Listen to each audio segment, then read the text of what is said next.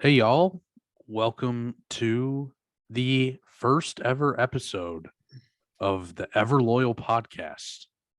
I'm your host, Matt Green, Matty G, as you can call me, along with my trusty co host, Grant Kircher, G Kirch, if you want to be called that. Grant, I don't even know. Do you want to be Oh, G Kirk official? is fine. You Yeah. want to be G Kirch. Okay, Yeah. we'll rock that out. So, um, Matty G and G Kirch up in here.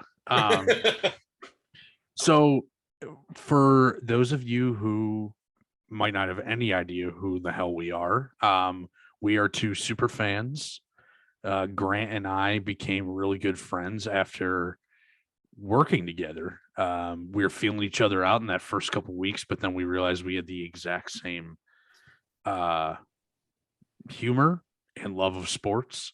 Honestly, Grant, that I was feeling you out that first week. You kind of got brought in when I was working at Holy Cross, and Yeah.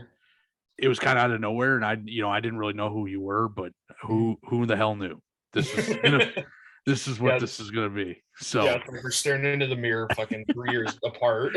yeah, uh, right, exactly.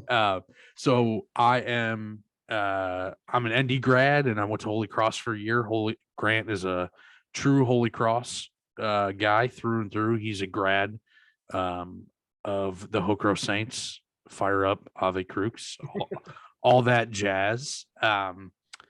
But we're gonna kick off this thing. No, well, pun intended with kickoff here. Kicking it off with this first ever podcast, starting off with the 2022 Notre Dame football season. So, Grant, you were telling me before that, yeah, this is a game that we can just miss, right? It's not going to be that big of a deal. No, I mean this is probably our smallest game on the schedule. Like, I mean, it's no big deal. I mean, we Yeah, could win probably pretty handedly. Like, I'm not too worried yeah, about yeah. I know. I don't even know. It's just kind of like a UNLV situation. Like we just don't even have to turn it on, right? No, It's kind of like one of those things where we play like Navy early and over in Dublin, but it just happens to be in like Dublin, Ohio. I mean, like, why? What are we even doing? Pretty much. It's the same. It's the Yeah. same Dublin. Yeah, Yeah, exactly. Ken Niumatalolo and Ryan Day are the same person. Like, Wow, the triple option was founded in Columbus. If that's you a guys didn't know, that's a callback there. That is a oh, callback.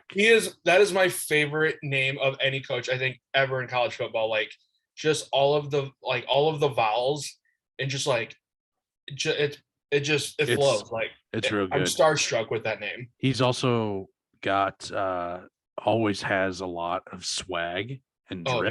and drip as the youths say when he wears the lays, especially for that Army Navy game. It's Mm-hmm. fire, straight fire. All gas, no Anyway, brakes. okay, gas no breaks. Oh god. So we are, of course, absolutely joking because everybody, is Notre Dame fans and the college football world, has had this game circled on the calendar for the past 6-7 months Well, I was since. gonna say 6-7 years since we Well, for first us, found out we yeah, were playing them. but the rest of the college football world, they watched Georgia beat Alabama in the last national championship game, and then they realized that we had a hell of a slate for week one. We Yeah. got through week zero. Speaking of Dublin, I think I might come unglued if we have run an onside kick up 11 like Scott Frost did. He is so bad. Like, I saw a stat the other day where so this is year 7 for him at Nebraska, right? He's came Yeah. over from UCF a couple years ago. As of right now, so through week 0, technically, he's lost 49 games. Okay, so that's about 8 games a year. Who was the coach back in the 90s? Tom Osborne Yeah. lost 49 games in 25 years. Oh Like, man. that's where Nebraska football is right now.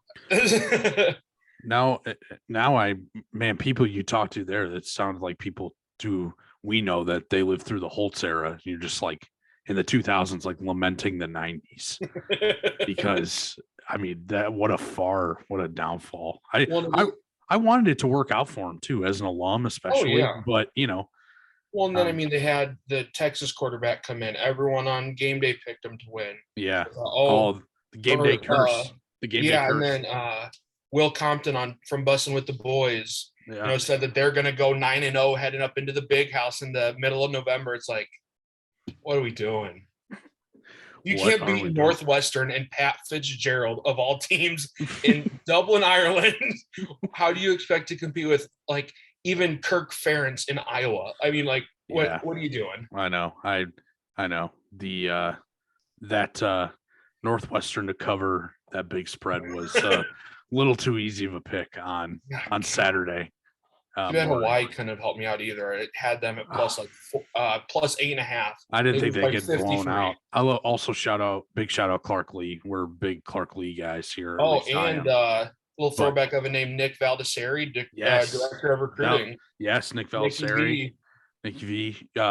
RIP and shout out to his dad who just passed, long time Notre Dame sports information director. So, wow, we are already just so. Well, we have to go back. We're football guys. What can we say? We're football guys. We had to go back to week 0 before we go to week 1. So, a little bit more of a background before we go right into the Notre Dame versus Ohio State matchup. Of course, everybody has been looking forward to this. It's not just because we're Notre Dame fans, but really is the marquee game of a marquee weekend coming up with Georgia and Oregon, as well as Utah, Florida, and LSU, Florida State. All big games, a lot of big games. Oh, also the Backyard Brawl is coming back for the first time. West Virginia. That's on Thursday night, so tune in for that. Also, just a quick little plug here. Shout out to the Central Michigan Chippewas going up against the team that beat Notre Dame last, Oklahoma State, Thursday night. So, are we going to see a Stillwater Miracle again? That was incredible. Even though was that 5 years ago? It was, even though the first one shouldn't have really counted, but that's okay. It's only legal if you get caught. It was in the books, so that would be great. CMU Fire Up Chips, they are a 20.5-point underdog. Hammer Don as our good inspiration Pat McAfee always says. So anyway, before we get into all that, just letting everybody know, we are obviously big Notre Dame fans, so a lot of what this Ever Loyal podcast is going to be covering probably majority Notre Dame football. The first, I think this season, what Grant and I will probably look to do is to go over each game and then recap the past one. So, and then we're big into the college basketballs and the other sports that Notre Dame has. So I also, Grant does some side writing for some sites. I also do the same for One Foot Down. Shout out One Foot Down, SB Nation. There's a quick little plug there, but read us, listen to us, but we're not just some dumbasses off the street. I think we kind of know what we're talking about. So we'll try to back that up. So anyway, but this is Ever Loyal. And if anybody's out here in listening land and wants to sponsor us. We're pretty great. We are willing to do anything for sponsors. So well, take that as you will. Maybe not anything. I'm will do anything for love except for that. Thanks, Meatloaf. Yeah, no, I thought that was Mahatma Gandhi.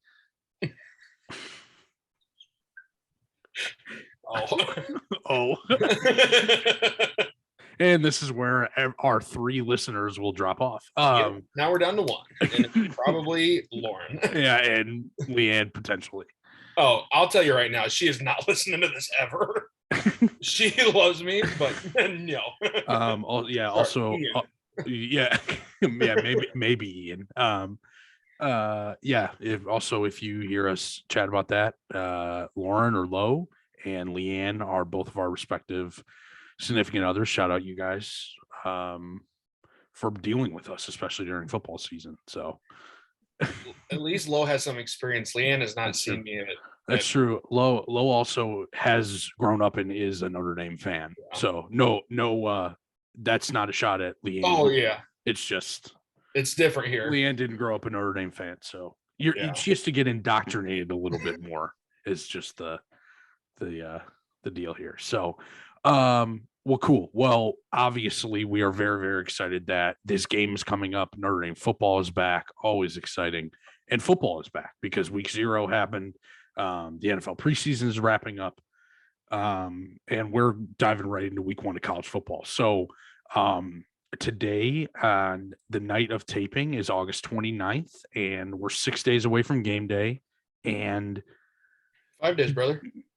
5 days. Oh my gosh, you're right. Wow, I can't do math. 120 hours, baby. You can clearly tell that I was not a math major. That'll probably come up in many days, but many times. But 5 days away, and as always, we got the depth chart for this coming weekend for the Irish. So, Grant, you want to kind of go over maybe some highlights, what you maybe think about it, some surprises that showed up, at least on the Notre Dame side. Yeah, no, so that's one of the things that I wanted to start with here tonight.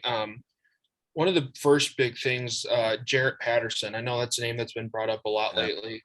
Injured his foot during summer ball. First team All-American preseason center. Coach Freeman has decided to move him to left guard this year, making room for Zeke Correll. He's a fresh football sophomore, junior. That's going to be interesting to see how that pans out, just because, you go from someone who was there all the way through up until that North Carolina game, I think, when he broke his foot, then kind of missed the last part of the season. Another one, Blake Fisher, football freshman, again, out of Avon, Indiana. He tore his meniscus against that Florida State game. He's moving from left tackle to right tackle, moving Josh Lugg to guard, and then Joe Alt to left tackle. One of the biggest things that I noticed on our depth chart, and I use ours as a Notre Dame fan because, of course, I'm part of this team. Marcus may not know me yet, but like you said in the press conference, everyone from the scout team to the head coach to the cafeteria workers all have important jobs here at Notre Dame. So. Hey, I got 2 points to that. One, I've seen this too, because I'm not in any way a big J journalist, but I've dipped my toe into that realm with writing for an actually legitimate fan site with One Foot Down. And you get on Twitter, and I've said we or they or anything, we or us or something like that. And I've had some big J journalists, like, they don't actually, try to refute any point that I say. They just have gone after that. And I've always hated that. I think everybody has a vested interest. I mean, I'm going to speak for myself. I am an alum, and I was in the band, and I did, I was connected, also still paying student loans to my lovely alma mater. So I'm financially invested, so I feel like I can say we, but also that. Also, too, Notre Dame Athletics came out with a video a couple of weeks ago saying that we are all Irish. So we're all Irish. So use we. If you have a problem with that, unsubscribe, don't listen, or just fight us. Yeah. No, that's a good continue. point. Another, just a big thing, pun intended, for what I'm about to say. Our offensive line is huge. I'm not like, our smallest guy is Zeke Correll. He's 6'3", 308. We have Blake Fisher at right tackle, who's 6'6", 330.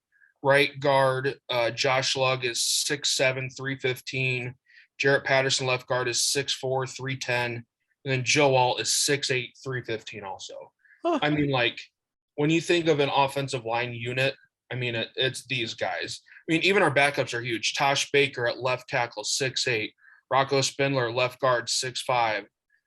Backup center, 6'6". Backup right guard, 6'5". Backup right tackle, 6'6". I mean, and like all the freshmen that we have too, who, I mean, we haven't even really gotten to that we'll talk about here later, but I mean, they're all huge too. I mean, this offensive line, this is going to be a staple to just winning not only this weekend in Columbus, but throughout the whole season, especially with Buck Daddy at the helm. Another thing that I noticed on our defensive side, for the most part, we are relatively pretty old, and It's not only actual academic wise, it's also football wise. I was looking on the depth chart between both offensive defense. We have 24 underclassmen out of everyone, and that includes first through third stringers. Wow. So out of a team of what is it? What are you allowed to carry? 100 guys on the roster, or Yeah, I don't remember are the allowed to exact travel, number. Yeah. something like that. But I mean, less than a quarter of them are underclassmen. So that's Yeah. kind of interesting thing. Another thing I saw is Jordan Botello, Yep. big time recruit out of California. He made his name when he killed that South Florida punter, I want to say 2 years ago as a freshman. He just blew him out of the end zone on special teams. On the field. Yeah. He didn't actually kill him. Let's Sorry, let me rephrase that. I was gonna we're just making sure in case anybody is confused. We are not disavow murder. We don't like murder. No, that is not nice. Another thing that I like to point out is some of our freshmen or our football freshmen that have made the defense. We have Gabe Rubio at defensive tackle behind Howard Cross the third, and another one is Prince Colley, who's a sophomore football wise at backup Will linebacker. I think Will and Gabe are going to be two of our bookmarks here within the next 2 to 3 years. They're big time recruits. I mean, they both look like they're 35-year-old grown men who should be playing on Sundays and Monday nights. I mean, they don't look like a typical college student. We also have a couple football freshmen on the offense on our wide receiver crew. Losing Avery Davis, not going to sugarcoat it, really just kind of took the sails out of that wide receiver room, I think. I mean, we're already thin as it is. But Deion Colsey, look for him to be a big star this year. I also like Jaden Thomas. He's another football freshman. I think those guys are going to have huge years. And then, of course, we have some of our Mr. Reliables and Lorenzo Styles, who's one of the fastest kids on this team. Yep. Braden Lindsay, Joe Wilkins. It's a really exciting roster from what I've seen for our Monday practice. A couple of key notes that I've taken away from people who did not make the first depth chart. Tobias Merriweather, big time wide receiver recruit, class of 2022, freshman. Same with Jalen Sneed, big time linebacker recruit. Kind of surprised neither of those guys made it. And then a couple sophomores and Xavier Watts, who Coach Freeman and Coach Kelly turned into a safety / wide receiver.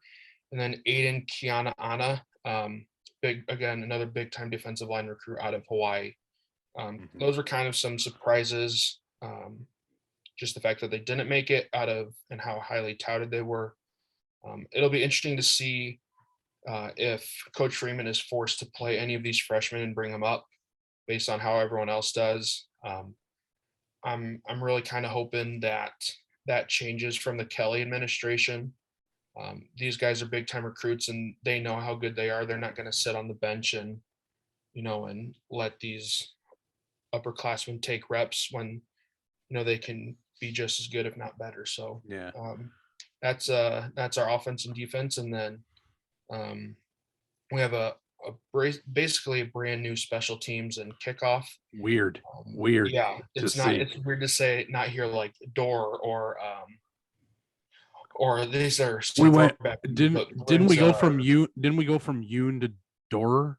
Yeah, so we've had 2 kickers in 8 years. Yeah, since Yoon, we've only had 1 kicker. Yeah. Actually, since Brinza, we've only had 2 kickers.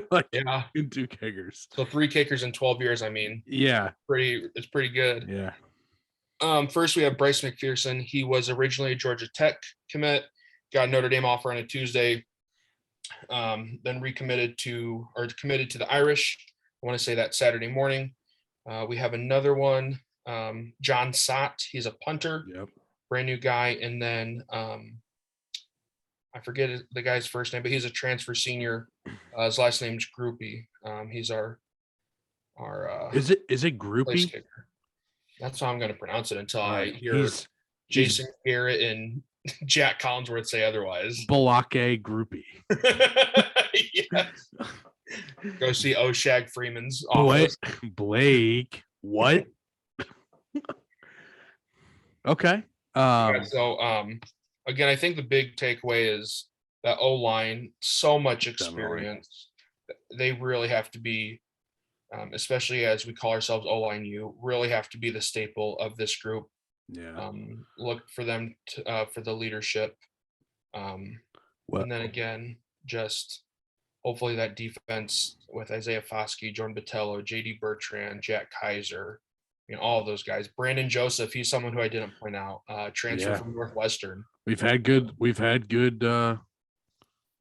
luck in the past with transfer safeties. So Yeah, I mean, look at Isaiah Pryor from last year coming from Ohio State.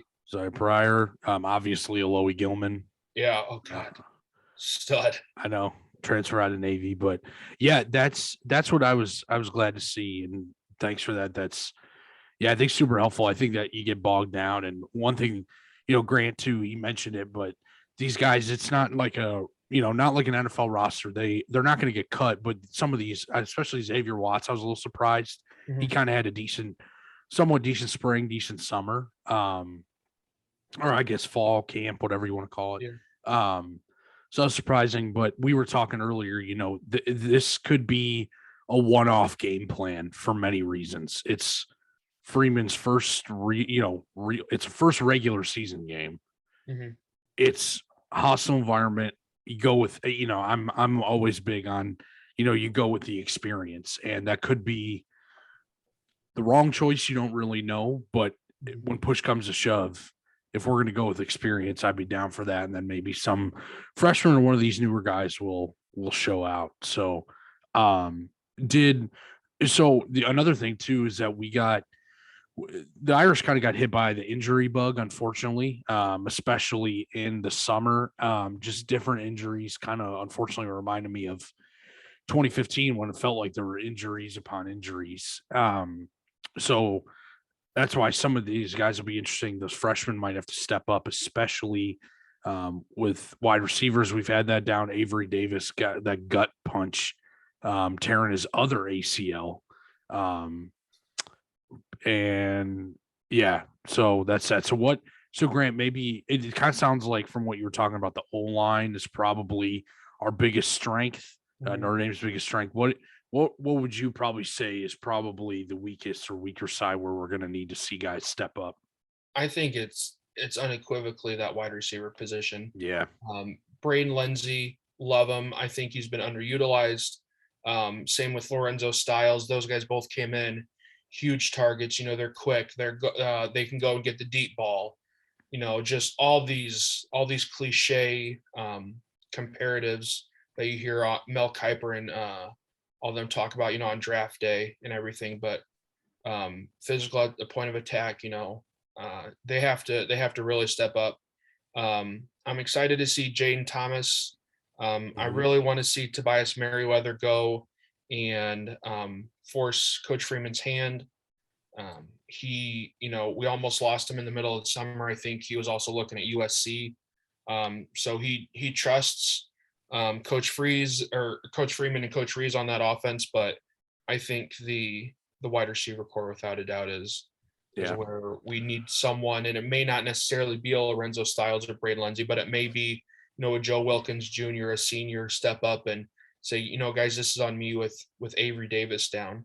Yep. Matt, so if you're Avery, there's talks that he would have eligibility left as a seventh year. If you're him, I mean, you've lost 3 years with ACL tears. I mean, you chance and try and come back for a seventh year. I mean, spend, just better shot of a decade or a little bit shy of a decade in college. I mean, yeah.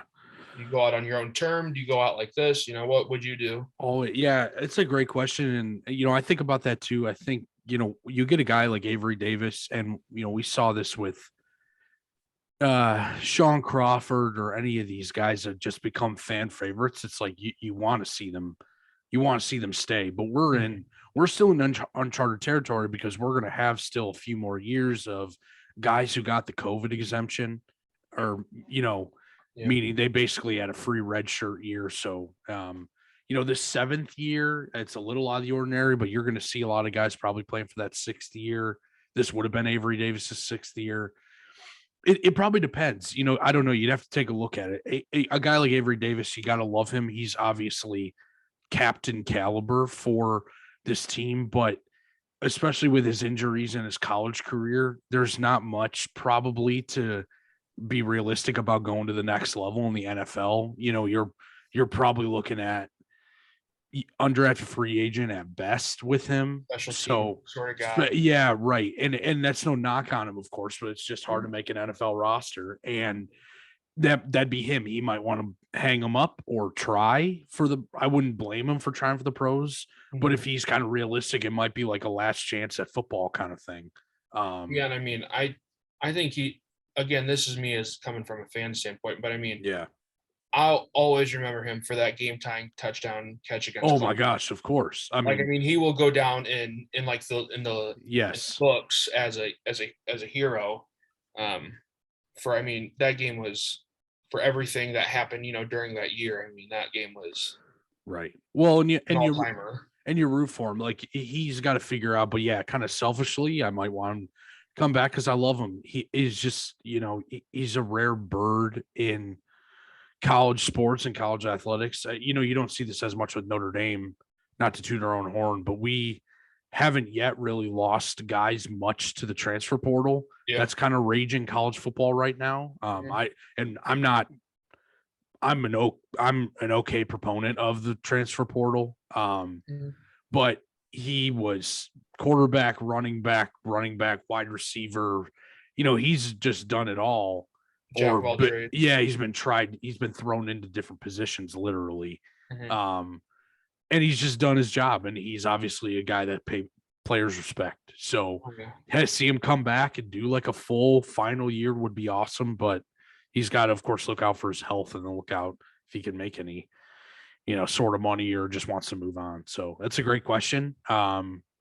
I don't know. Selfishly, I would kind of love to have him. I'd call him Grandpa Avery if he came back. Kind of like with Sean Crawford, call him Grandpa Sean. So, yeah. What about it kind of begs the question a little bit.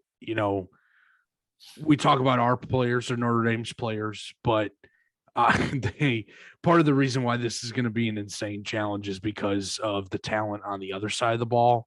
You mentioned some of the recruits we got this year. We've been neck and neck for 2023 with Ohio State's recruiting, so we're up there, but they have some of the players in place already.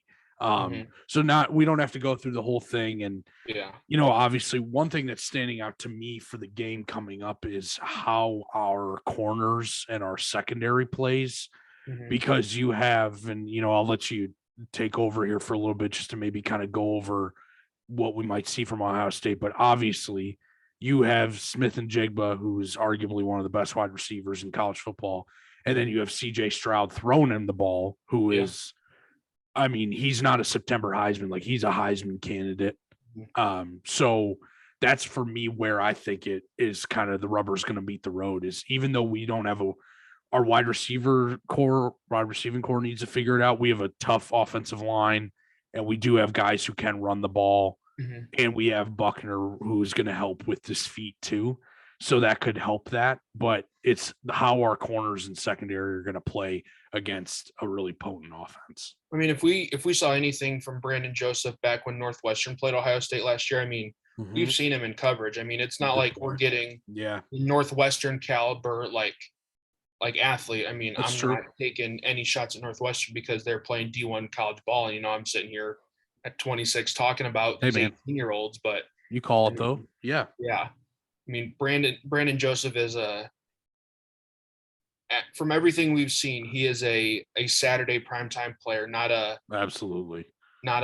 big Fox noon kickoff with Northwestern and Rutgers. You pay to play, you pay to see this guy play. For sure. Positions that I look at in particular, we talked about one, Jackson Smith, Enigba, just otherworldly. Again, throw all the superlatives out you want. It'll probably fit. Goes and gets the ball. Great route runner, fast guy. probably going to be a day one pick in the NFL draft this year. I've seen a couple, obviously, uber early 2023 NFL draft mocks where he's taken. This name is going to sound familiar to those Indianapolis Colts fans. Marvin Harrison Jr., redshirt freshman. Dad won Super Bowl with the Colts back in 2006. Another big name I'll throw out is Travion Henderson, redshirt freshman running back. Again, otherworldly, coming in after JK all day. Shout out Gus Johnson. Just an unreal runner. Again, I'll throw out all these cliches because I love him. Big north-south guy, cut on a dime. I mean, the typical hard-nosed Big Ten running back. CJ Stroud, again, I mean, my guess it'll probably be between him and Bryce Young for the Heisman finalists come, December 15th or whatever the case may be. And then this guy, not a lot of people will talk about him if you're familiar with some mock drafts and everything, but he was a guy who Notre Dame heavily recruited. His name's Paris Johnson Jr. He's a junior. Remember that name? Yeah, left tackle. God, 6'6", 315. Just, I mean, absolutely built. He is everything you want in a tackle. He moves well east and west. No one gets by him unless it's a fluke or. But I mean, he's going to be a guy if Foskey and Botello and our defensive front four can really get going after him, then there's going to be a shot to probably touch CJ, in my opinion. Another thing I noticed is they have a relatively old defense in general. We have 3 redshirt freshmen on that starting 11 or from everything that I'm seeing. But from everything else, it looks like junior and senior. So it'll be interesting. Ryan Day always does a great job of recruiting and getting the guys. I mean, say what you want about Ohio State, about Alabama, about Clemson, but I mean, look at the titles. I mean, it says it all. Yeah. People. Yeah. So it'll definitely be interesting to see. And definitely something I think that could be maybe one of their downfalls. I'm not sure how good that defense is going to be with that otherworldly offense. Yeah. That's kind of that's for me, what's going to be interesting is how does our defense play against their offense? Mm-hmm. And how does their offense play against our defense? Because that's kind of, we kind of trade strengths in being in veteran status, right? Mm-hmm. So that's what's definitely going to be interesting to me. It's also just really interesting coming from a place where Notre Dame is just definitely, like, it would be to most people a shock. Like we're the ones coming out as the true underdog in every sense of the word. Especially with playing in Columbus. I've watched college football my whole life. There's so many things that are wonky, so many things that go right. People set lines and expectations, and sometimes that just gets thrown out the window when the game starts. So who the hell knows? I mean, like we had talked about, kind of hoping it's close. We'll see what the deal is here. But one thing I know is that we're all hyped up, players hyped up. Like we have seen an off season in Notre Dame football unlike any off season that we have experienced in a long time.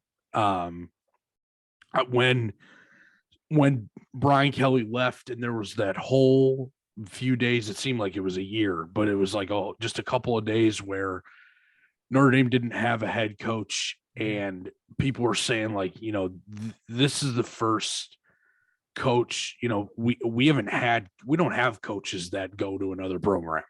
Yeah. So, with our family, oh God, as a sidebar, I'm not going to be rooting for Florida State because I literally can't do that as in my fiber, but I'm just that week 1 game, I'm going to be probably rooting for LSU to lose, not so much room for Florida State.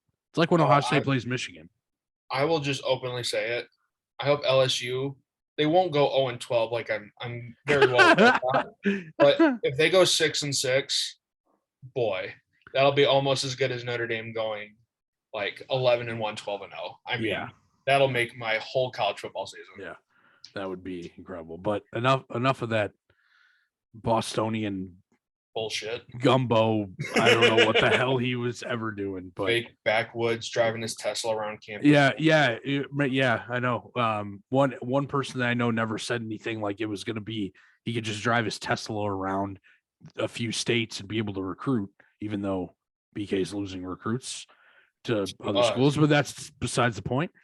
Somebody who is not driving a Tesla around, but will rent out a Lambo for a day, is our guy, and the reason why we've had a lot of faith and really only the wins need to come now is Marcus Freeman, and the Freeman era started. So, I mean, we don't even have to talk about this much because there's been everything said, but the excitement, I think for me, you can say what you want, Grant, and you have, own thing, but at least for me, like I'm so hyped up there.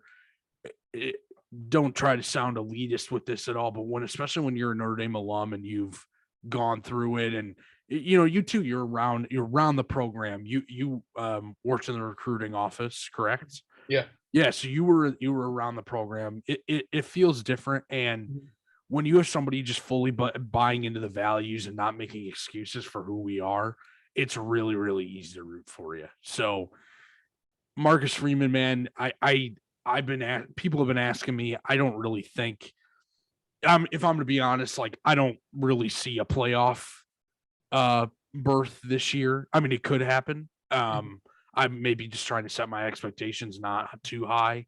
Yeah. But there's a lot to learn, and Freeman is coming in, a lot of energy. I think he is the guy.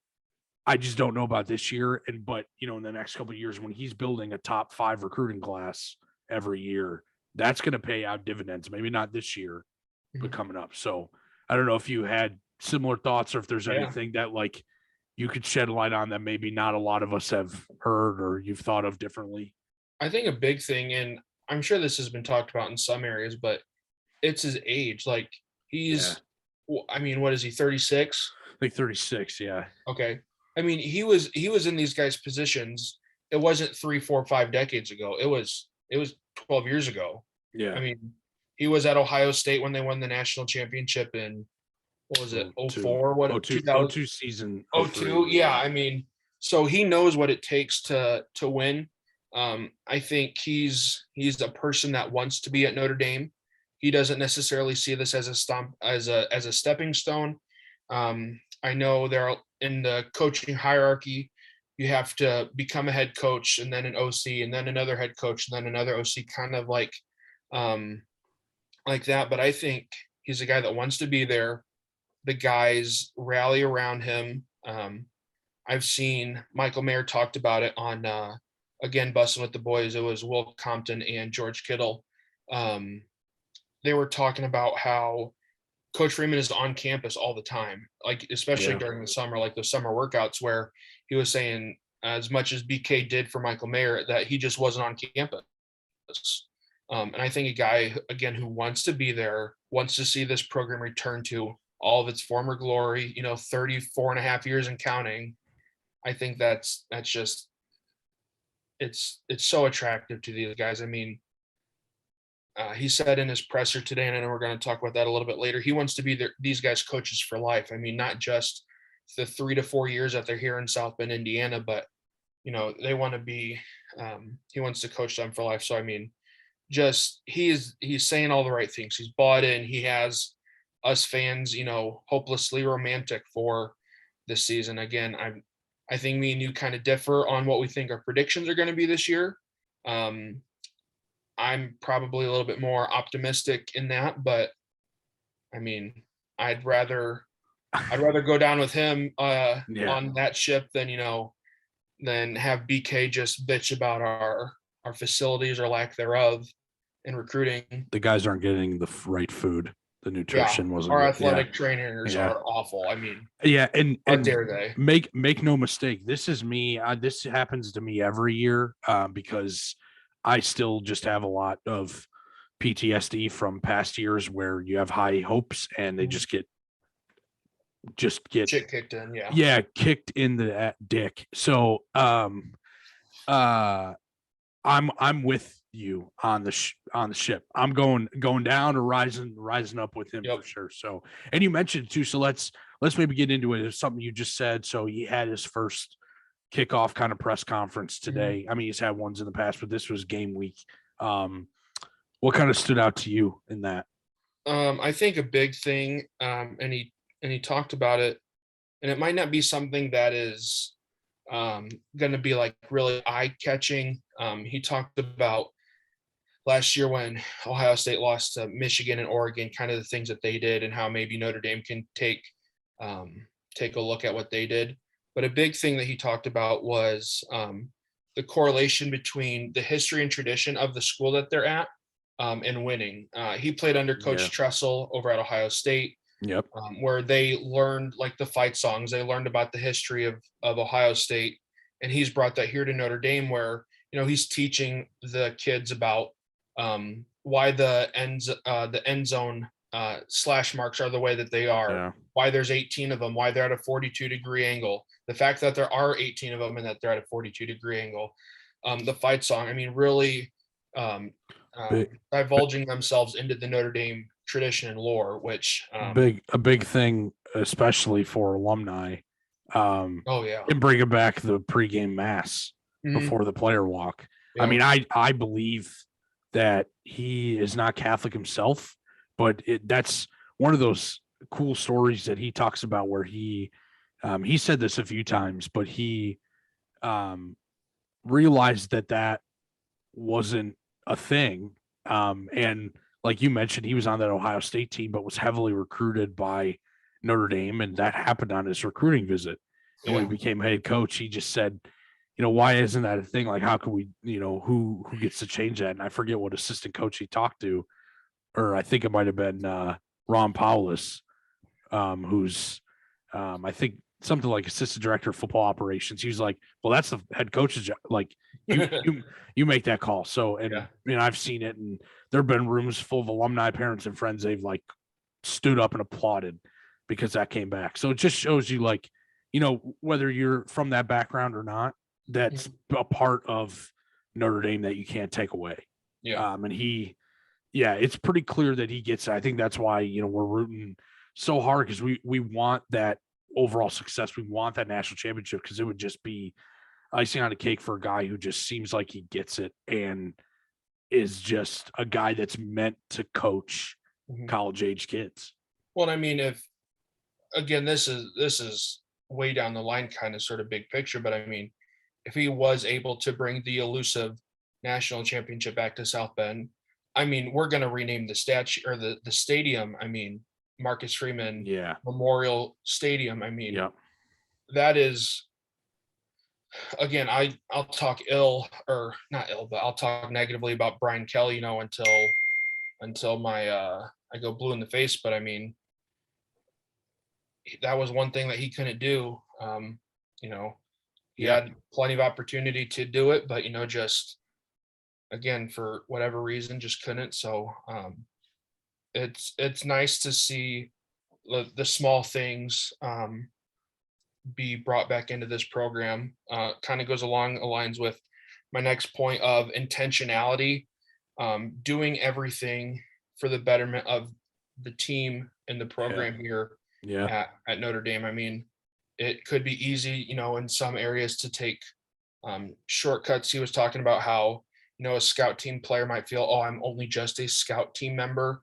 But I mean, they're just as important as the guys actually making plays out on the field on Saturday nights. I mean, you see a local guy like a Chase Ketterer from New Prairie, Indiana, had opportunities to go play smaller D1 ball, wanted to come and be a part of Notre Dame. And just really, everyone is important here, not only from Coach Freeman to Coach O'Leary to Coach Rees to the scout team to the people that work in the cafeteria, the recruiting, just everyone is important. Everyone, they may not be out on the field, but they help get those results out on the field because everyone is prepared. And And then that, kind of goes into one of the first things that he talked about was praising his coaching staff and how their preparation has really set the tone for not only this summer ball, but for this fall ball camp. Again, I have high hopes going into every Notre Dame season, especially if you know me, I'm going to think we're going to go 12-0, 11-1 each and every year for probably the death of me. But you're writing your own undefeated blog like Barstool yeah, Chief. like Chief. Yeah. Yeah. It should be coming out in the next couple days, I would imagine. I'm excited for it. Yeah. But he says the right things. He says it with the right tone, with the right connotation behind it. I mean, Absolutely. This guy's it may be too good to be true. This may all come crumbling down here, never the first 5 seasons, but it's setting up. Everything on paper is set up to be really, really well done. Mm-hmm. And so it's exciting. Again, there's kind of this palpable energy here in the South Bend area. And you kind of get that way for every college football season, but there's more so behind this one. God, even in like the faculty and staff and students at the 3 campuses, it's different. They believe in it. Yeah. Yeah. Again, it's cliche to say it's different in that, it's something special, but it really is. It's exciting. Yeah. Yeah. I don't think there's much more we can say about that. We are just fucking amped for the season more so than we already are. We want the dude to do well. I think he's put together a good staff. The one final thing I'll say too is that for me, it's, because you always see like you got to have a top 5 or whatever recruiting class to be able to actually compete for the national championship, and he has gotten us there in year 1.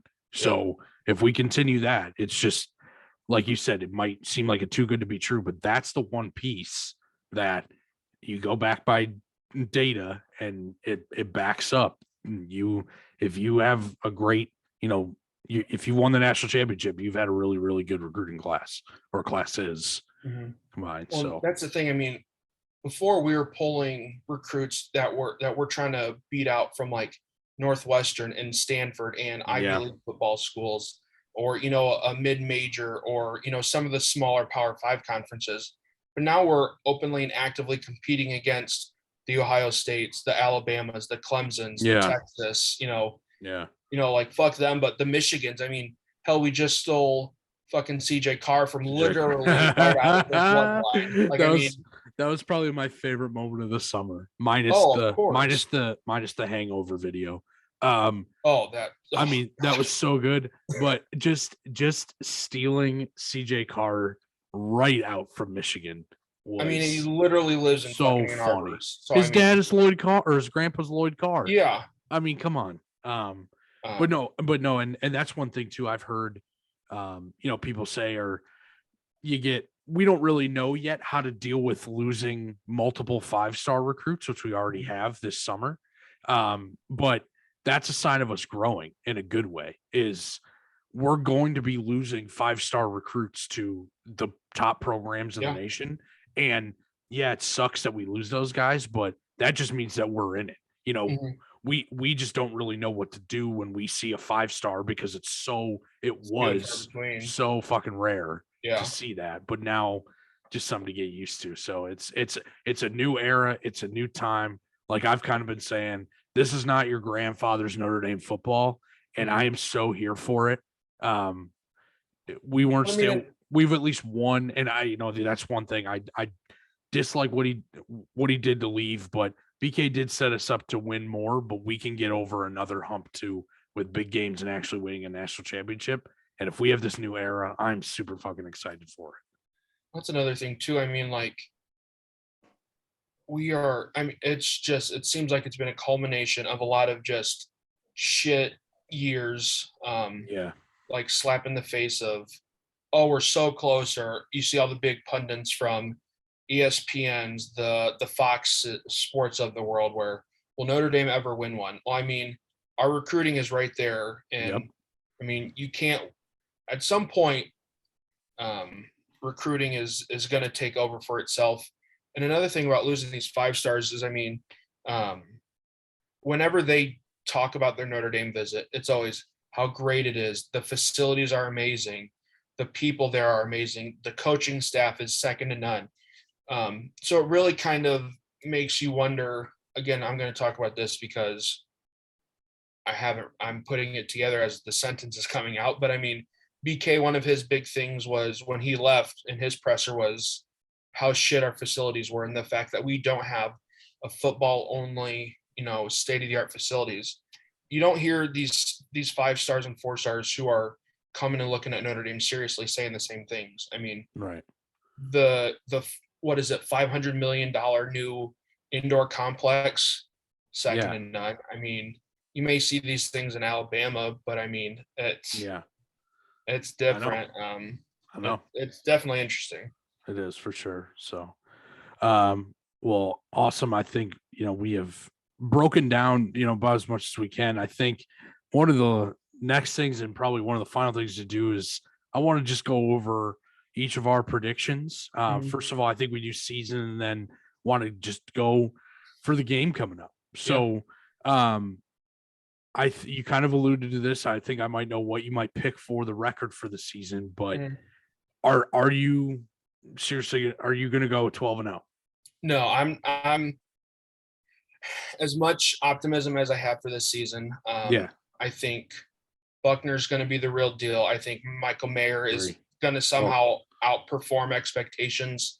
I think our O line, if we stay healthy, is going to keep up. Um, Buckner, I think our defense is going to carry this through some ugly games, like some just low scoring, just Yeah, Midwest kick you in the teeth kind of sort of football. Um, Realistically, I'm going to go 10-2. yep. And I don't even like saying that. I think Who are the 11 and two 1. losses? Yeah. Loss number 1, again, unfortunately, it's probably going to be in Columbus against Ohio Yeah. State. Yeah, That team is national championship or bust. You look at all the Vegas betting lines. I think they're like the second most favored team behind Alabama to win at all this year. Ryan Day has done an incredible yeah, job taking over. I think he's talked about a lot in the coaching industry, but I don't think he's talked about as he should. He has that program with Alabama and the Georgias of the world. And then secondly, this one's tough because I don't really trust their quarterback, but I don't know if we can beat Clemson again at home.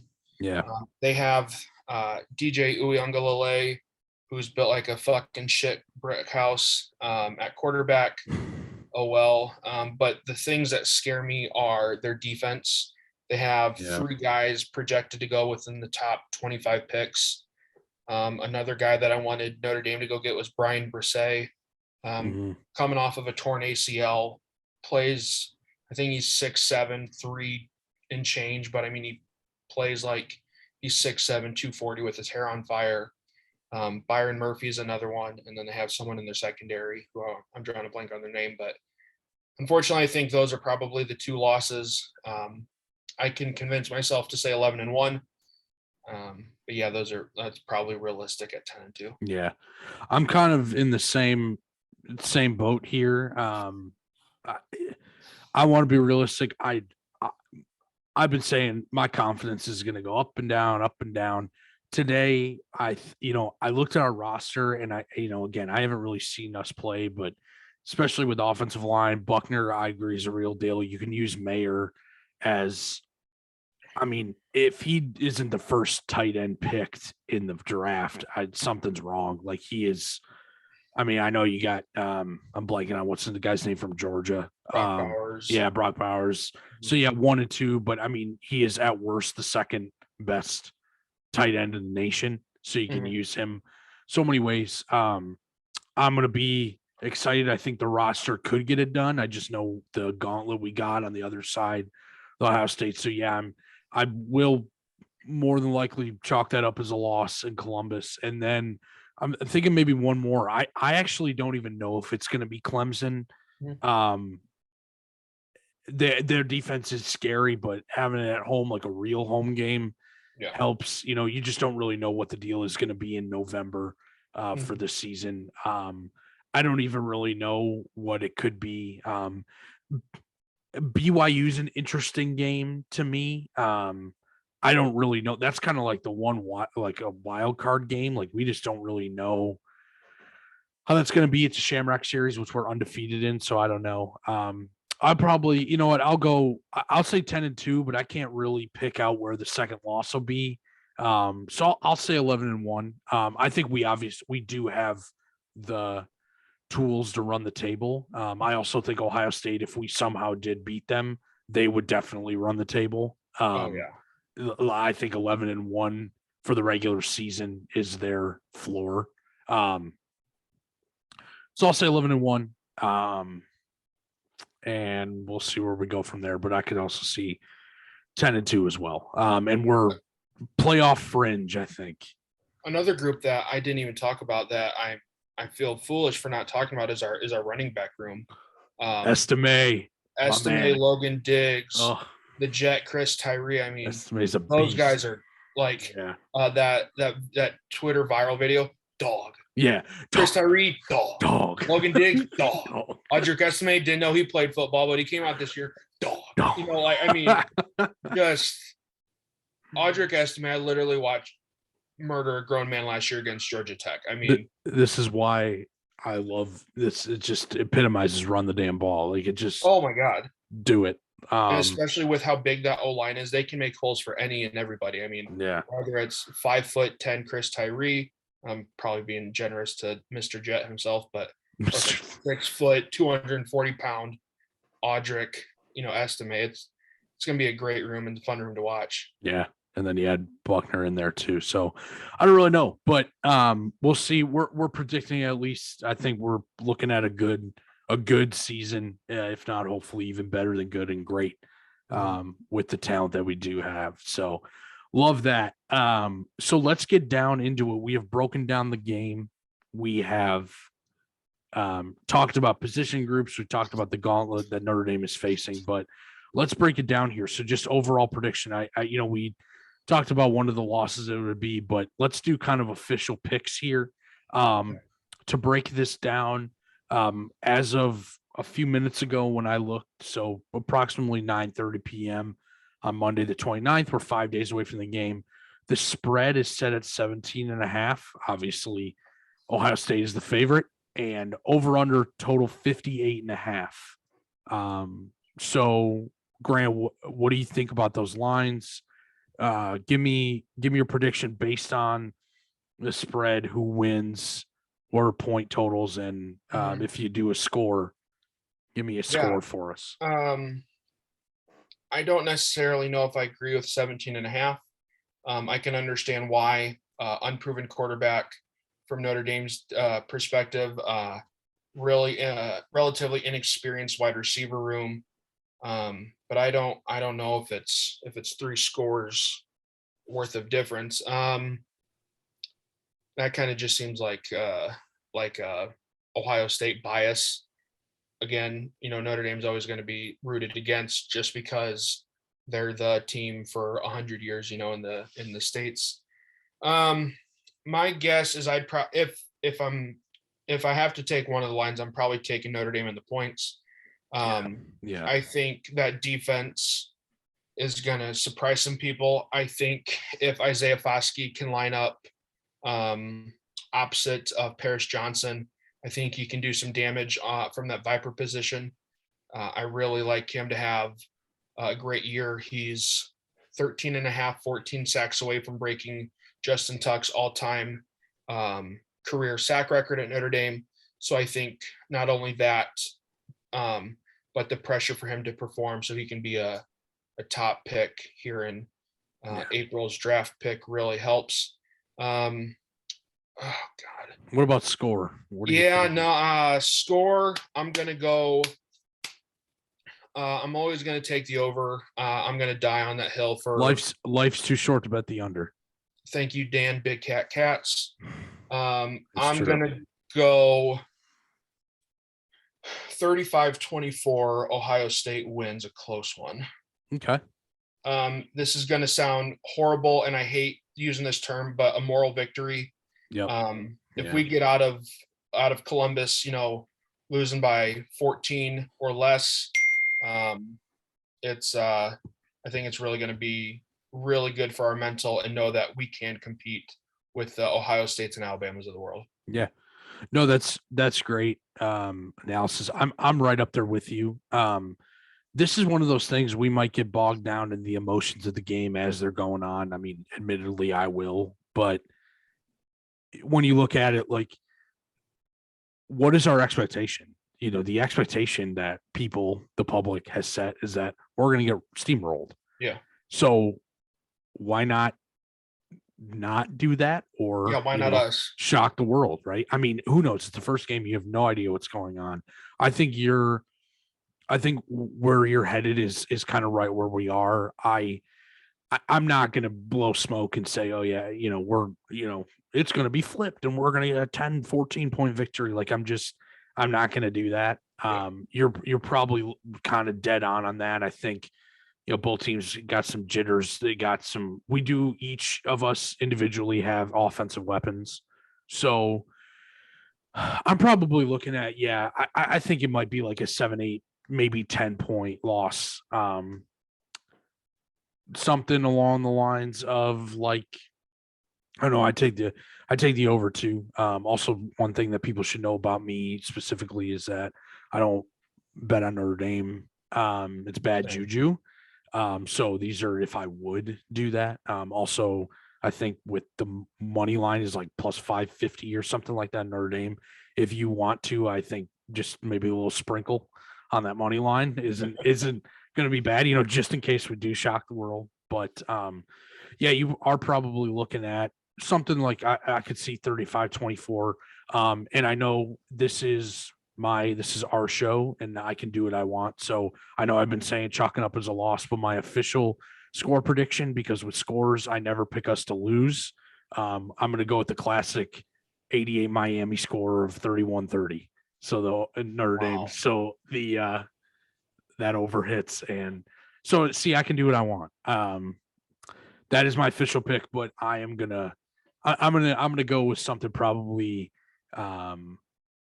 I'd probably go more realistically, kind of like Grant's, but maybe a little bit more, probably like 42-31, I would say. Okay. Yeah. So, but crazy, like I was talking about, I just think that that's too many. It's disrespectful. It is disrespectful. I don't know. Like, I think it's just a disconnect. Like, obviously, places are out there to make money on the bets and stuff, but it's a disconnect when it's a top 5 matchup. And say what you will about preseason rankings, I think they're useless, but they are what they are, and it's a top 5 matchup. And I just don't think you can, you can responsibly have it be a 17.5-point spread. Well, no, because say what you will about Notre Dame in big game situations, but in the last 5 years, I think they've maybe lost 8 regular season games. Mm-hmm. It can't be much more than that. Yeah. So, it's not like since the disaster of 2016. Yeah, I think you're right. I think it was like single digit number of regular season losses. Yeah, because we made the playoffs. What was that? Twice. Twice, and then we were undefeated those years.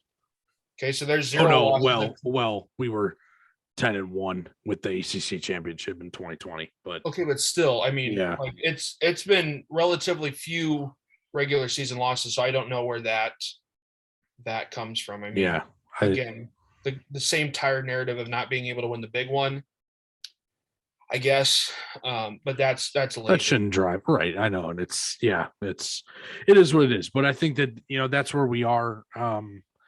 Of course, we don't know what the hell we're actually talking about. So, we do, but we don't. College football is one of the reasons why I watch it.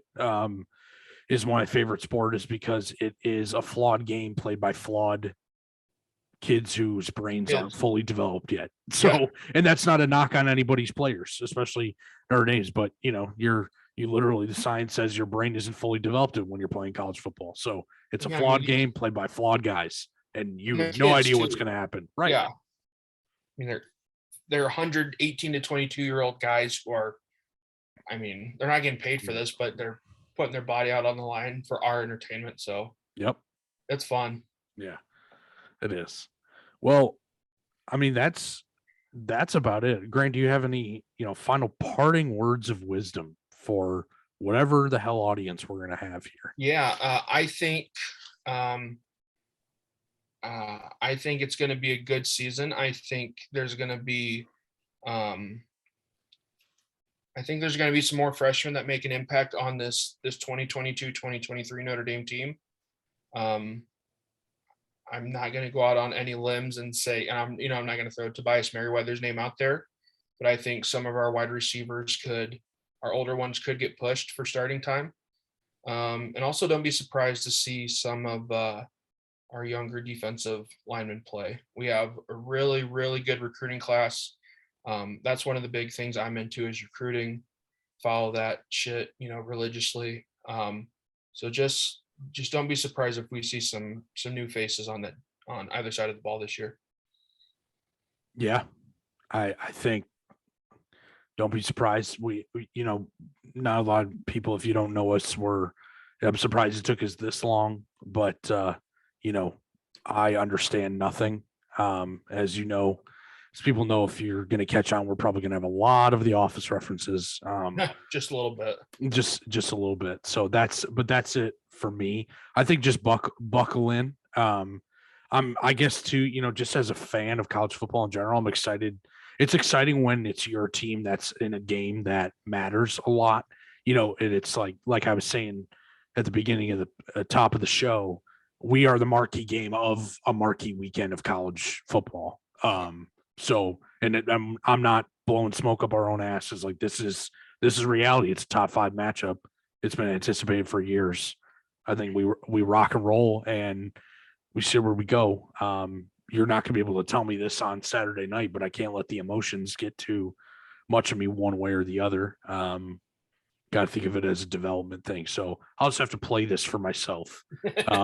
Regardless Sunday after morning, the game. yeah. Yeah, Sunday. Yeah, I play when I'm playing Sunday morning quarterback. I think especially if we win, to kind of bring me down a peg a little bit. So yeah. Well, cool. Well, to anybody who ever listens to this, thank you. We're going to be coming back, so get used to our voices. Our mugs. Give used to our mugs. We're going to be on. Where you get your podcasts. We're going to probably work it out as we go along here. But we're going to put, to see our mean mugs on YouTube. You Are Looking Live Media. If I mentioned this is a product of You Are Looking Live Media or y'allmedia.com. Check us out. We're going to be increasing our content as we go along. Grant's going to be a big part of that, as well as yours truly, and some others are going to be getting some things going. But in the meantime, subscribe to Ever Loyal Podcast. Like I said, if you want to get be a sponsor of us, sponsor us. Matt, why don't you hit them with your Twitter handle? Oh, good call. So actually, as of recently, we are just on Twitter, Y'all Media. So YALL Media. Probably going to be going to other social media platforms too. If you want my Twitter, the Notre Dame, the account that I use for Notre Dame, I connected to my SB Nation stuff, Matty G OFD. Follow me, and I'm the real Matty G, the real _ Matty G for my civilian profile, as I call it. So, Grant, what about you? Hit him with the socials, get him to follow back. Yeah, I'm just at Grant Kircher. You'll see me in a bucket hat, Pat McAfee bucket hat, of course. Got to represent the brand. But no, I think this was a great first episode, and it's going to be fun. No matter what this season brings, it's going to be entertaining to say the least. Definitely. So check us out on social. See us tweet about anything and everything, and tweet into the void about all things sports. Call us out too if we call us out. Call us out for anything. We do actually take feedback one way or the other. So if it's bad feedback, we won't listen. I'm just kidding. But listen to us, and next week we'll be back. I believe that we'll do something where we'll cover what happened with the Ohio State game, reactions, and then we'll go into Marshall, the first home game of the season. So stay tuned. Thanks for checking out Ever Loyal, and we will see you all next week. Cheers.